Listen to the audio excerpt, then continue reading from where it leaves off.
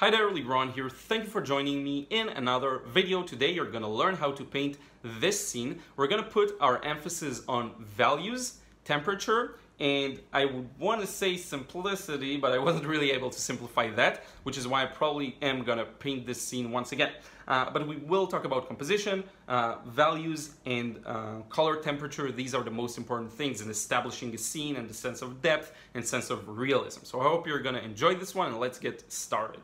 So for this drawing process, I'm going to keep things very simple. Again, I want this to be good for beginners. Now, where the river kind of disappears is, I would say, about the top third. Okay, so let's check it out about here.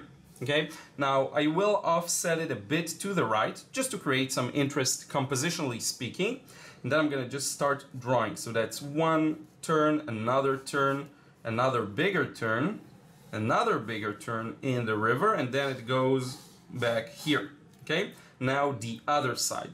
And I can even indicate a horizon line, but it's kind of an imaginary horizon line because we're gonna have some mountains.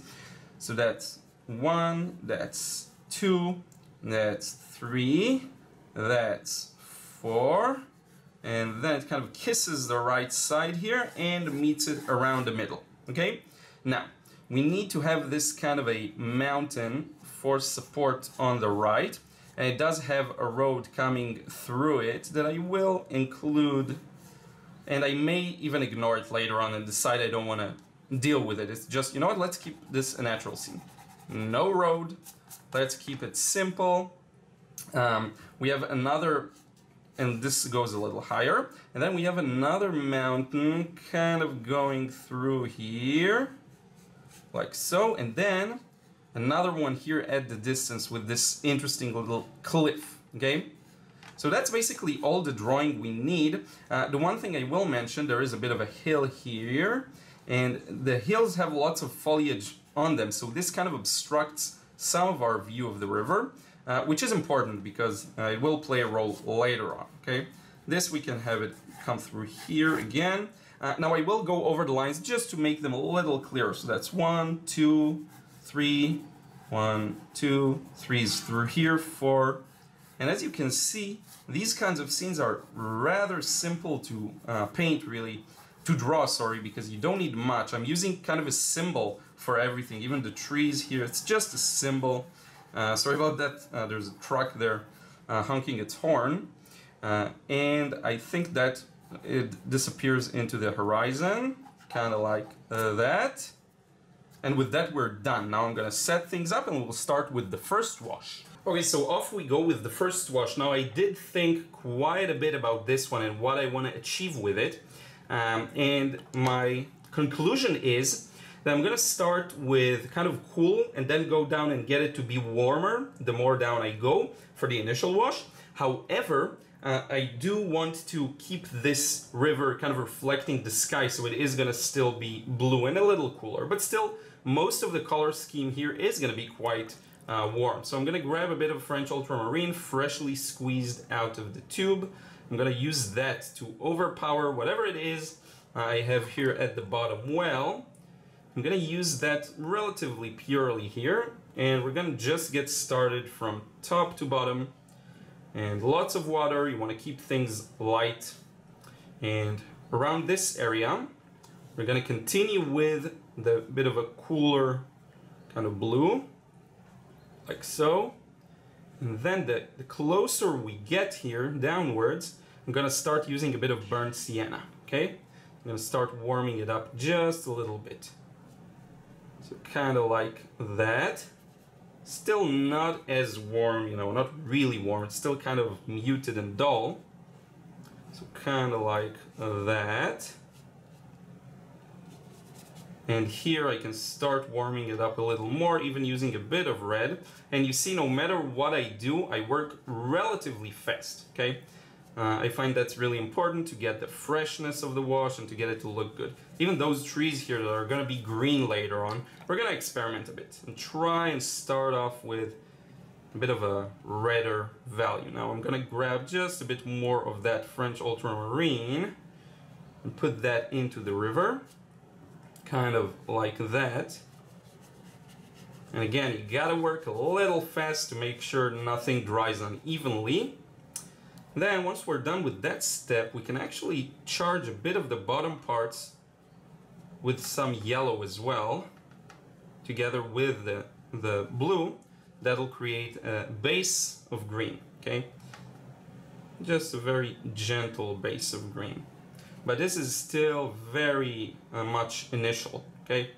It's really just the beginning, and we're gonna get it to look much, much better in subsequent steps, okay? So now I'm gonna let this dry for a bit and come back, and then we'll continue really defining the shapes of everything here. So now everything is dry, and what I want to do is create a nice separation between this section that's far at the back and the rest of the painting. So I'm switching to my silver black velvet brush. It has a bit of a pointier tip, which allows you to be a little more accurate. Now, if you look at the reference, the paint there is really, the color of this area is very gray, but I want to exaggerate it and push it more towards the blue, okay? Now, in addition to that, I also have to make sure I go quite light so that I actually send it to the background. And this is where you can exaggerate what you see for achieving a certain effect for that goal, okay? So here we go. This is the section at the back. And I'm trying to really put it in one go, like this, and this goes back up here, kind of like that, and we will allow that probably just a few moments to dry as well before moving on to the next layer. Now let me examine the painting and see if there's anything else I can already add here. I think that's good. That's good. We're gonna allow this some time to dry and then come back real quick. Alrighty, so if we're lucky, this now is gonna be pretty much most of the painting process, and that is getting everything in one go as much as possible, as much as I can. So I'm gonna start with kind of a middle of the road mixture. Now I do need a lot of paint at this point, because what I'm planning on doing is covering everything in one go.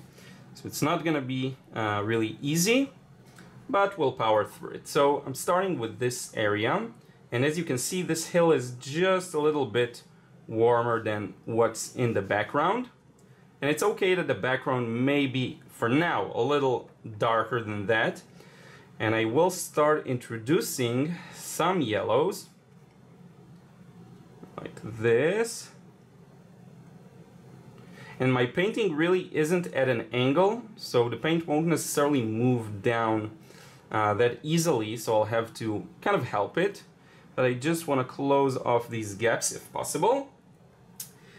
And add a bit more burnt sienna right around here. Paint around the river. And I do want to start greening things up a little. So here we go. A bit of yellow, a bit of this and that. Now I need to be a little careful around this shape right over here. So like that. I'm actually not at the most comfortable position to paint because I'm filming on both my iPhone and the camera, so I'm trying to move out of the way of the filming devices. But anyway, now I'm gonna do something a little bold, and I'm gonna put in some wet and wet here for maybe trees or details. I'm actually willing to risk that one. I don't know why that one in particular, but I am willing to risk it to try out some new things. But you see that as long as I preserve these areas of the river, it kind of still has a form and a shape that I think is interesting. And you know I love using pure colors out of the tube, so that's not really a problem for me. Using all of these pure strong yellows and all sorts of colors straight out of the tube. Now there are quite a lot of trees right near the edge here that I want to get, maybe some other here around the edges of the river. There's always seems to be more trees there. And when I get to around here, I can really start darkening and also showing some more of the foliage in an interesting way. But the most important part really is not to overwork it and to still somehow keep a rather fresh and good looking impression. okay? Now, notice how I reached a stopping point, because here I'm going to continue from here. So I can take a break here and not stress out too much, and take my time to flesh out the details in this area. And I like that it gets a little darker the lower it is, and I'm going to need a lot of paint here. A lot of paint and a lot of courage. And who knows what the result's going to be. I really have no idea exactly, but I am doing my best. So I think with this left section we're done. I think this right section is pretty much done as well. And we can move on to the bottom one. So for this, maybe I'll add a bit of the phthalo blue as well, because that's a bit of a cooler but more vibrant kind of blue that I would love to use. So kind of like this, a bit more of the yellow, very purely. And you see, I'm really not afraid to reach out to those paints and use them very strongly and very opaquely to some degree. They're still transparent, of course. The paint itself is transparent, but I'm using it in a rather opaque manner. Now, I do want to add this tree here near the edge, kind of to make a nice border. And I think with that, we're pretty much done. Now, what's missing here is all of the reflections and different details. So I'm going to switch to a smaller brush. And I told you this wash is going to pretty much end it all in a good way, hopefully. So I need more blue. And what I'm gonna do is start indicating some details on the water, okay? So I have a couple of, let's see if this is, yeah, this is good. I need a really weak value right now. So here are a couple of details. Maybe it's the water flowing, maybe it's, you know, the rocks shining on the surface, but it has quite a lot of shadows in there that I wanna get. And the closer they get to us, and I'm gonna blend some of these in just to have some variety. The closer they get to us, the darker and more contrasty they should be. But you know what? I'm gonna stick to the middle for now, just for a few more seconds. See what I can do here. So I think this is good. Now, from this point onwards, it gets much clearer that there are some deep shadows, and they're starting to be green as well. I'm gonna switch to a bit of a more green mix, and I'm gonna start indicating those shadows somewhere around the edges here. Now, what's important is I am preserving some highlights for rocks and different details along the edge of the river. And also I'm trying to get the impression of ripples in the water, which is always a challenge for me, but I enjoy greatly. So here are a couple of rocks, and I'm gonna start indicating some ripples within this kind of a shadowy area, so like that, and a little bit more water. A bit of crisscross can help create that pattern. And then I'm gonna start doing the same for this side, and here I have to take into consideration the shapes of trees, so we have this kind of a shadow, and it seems to be a little darker in the reflection itself. So let's go a little darker, let's be brave here, kind of like that. And then this goes down towards this area and it fills it up, and I will blend it in just a moment, so kind of like that. And then I'm gonna blend the edges to some extent to make this actually look like a reflection. Blend them with a bit more water here, and I'm also going to maybe lift some of those just to get it to look a little more reflection-like. And from here on I can continue in the same manner. And again, many times I don't know exactly what I'll get. I'm kind of just going for it and hoping that the impression is going to make sense later on. This should probably go a little lower. By the way, I see that I'm not sure. I'm running out of space in the camera, so I'm going to soon pause the vid. But in any case, that's kind of what you get. And I'm going to blend this edge right around here. I'm going to blend this part right around here. Like so. And I'm going to indicate some single ripples in the water, because I do see them here. kind of like that, another ripple here and there. And I think now I'm gonna allow this to dry. The next wash is just gonna be some indications of dark rocks and stronger contrasts, okay? So we'll let this dry and then continue. So this wash is really gonna add the final details and then we'll be done with this one.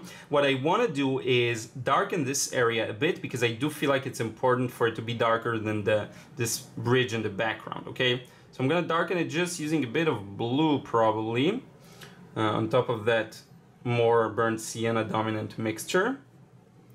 Maybe a bit of burnt sienna in there as well, just to neutralize some of it. But I do feel like it is important to make that separation a little better, make the contrast a little stronger. Plus, it seems like especially near the bottom here where the river is, there seems to be a bit more of a contrast. So here we go. This area a little darker. And I'm gonna stop here. And then here I'm gonna add just a couple of trees. It's really always a challenge to get it to look random. That's like the biggest, I would say, challenge here. And now I'm gonna grab some pure blue and pure yellow. And I will attempt to establish some trees, almost dry brushing them, I would say. Almost. Another one here, another one there, another one here near the edge. Now what is important here is I'm gonna start darkening things up a little strongly, a little stronger than the rest of the painting, especially here near the edge, like so. And perhaps even I'll have to go over these rocks, but we'll see. For now it looks good. And they do need some stronger shadows underneath them and between them. These are all rocks at the edge here of the river. I can even dry brush the reflections and it'll look okay. Here as well, I'm gonna need to darken that up a bit more. Like so. Now, a bit of darkness here, kind of like that. And next, what I wanna do is add some rocks there. There are a couple of rocks. These are gonna be almost black. So there's a big rock around here. I'm gonna just kind of put in like so. Then we have a couple of smaller rocks. One here, another one here, and a bunch of them here as well. Here we have a lot of rocks, so I'm just gonna put those in here. And a couple of dark ones here as well, like so. Another one here. Now I'm going to start adding some reflections to them. So I'm going to switch to a smaller brush. The reflections are going to be fairly dark as well, not as dark as the rocks. So here we go. And hopefully that'll help reading this as a surface with water. Okay, that was my goal here. Now a couple of stronger shadows again near the bottom, right around here. Maybe an indication of some trees going downhill. Should have probably started a little lighter with this entire section and the background. That would have helped, but in any case, now we have what we have. And I'm gonna add shadows to the bottom part where these trees are, but not too much. I don't want to overwork this section because it's going to create a big mess if I do. So a bit of a dark shadow here under the tree, like so. I'm going to close off this corner completely. Feels like the right thing to do. Bit of a dark shadow here, and then I'll probably, let's add a bit of burnt sienna to this and kind of just add these, I don't know, like patterns or whatever these are. And I think with that we are done. I'm pretty happy with this one. I do feel like the temperature could have been a little better. A couple of things could have been a little better. I'm actually gonna darken, let's see here. I feel like the rocks at the edge need darkening. It has like a 20% chance of ruining everything, but let's see. So I'm gonna darken these here. I can even use a bit of red to darken. That will make an interesting combination. Okay, so killing off some of those highlights, and I think now it looks a little bit better. And yeah, I think we're pretty much done. I'm not gonna overdo this one. I think it looks good. Maybe a bit of, I keep finding out things I want to add or improve, so maybe just a couple of rocks here. So one last touch, I did think about it a lot and I think it will help, and that is for all of this area, I should probably darken it just a bit because it should reflect more of the mountain up top. So this should be a little darker, despite being farther than this section. And I can actually start adding a bit more shadows here and there. I don't know, just felt like I should push the darkness a little more. In fact, I'm gonna do the same here, but very gently, just ever so slightly darken the bottom section. I think this will help capture the light a little better. And you know me, I always find a small thing to do, and when you don't film, you just let the painting rest for a while and then come back and do it. But when you film, you have to take a break and then come back. So in any case, this is it for real. So this is it, the final result. I hope you enjoyed this one. And again, as you've seen, there's always small improvements to make, and you kind of have to take your time with it. I enjoyed the games we kind of played with the composition and how to arrange the river, then the temperature, the perspective of the river, and the values to create a sense of depth. There's always room for improvement, and I'm definitely, every once in a while, I try a painting and I'm like, I have so much more to learn. And this is actually one of these examples because the scene is simple and the execution and the gameplay is simple as well. But still, there are a lot of complexities to it. I'm actually going to refer back to this scene even again in the future and try and simplify for the most part.